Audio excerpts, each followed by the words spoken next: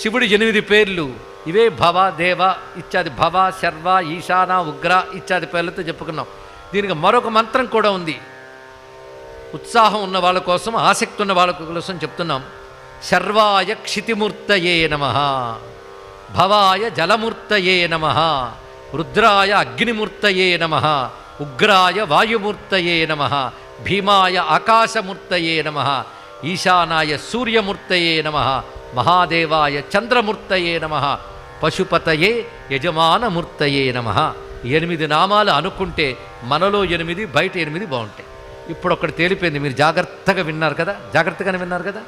8 శివుడు అని తేలిపోతే మరి నేనెవరు శ్రీచక్రం టీవీ చెప్పండి. ఇప్పుడు మీరు 8 శివుడు అయిపోతే మరి నేనెవరండి?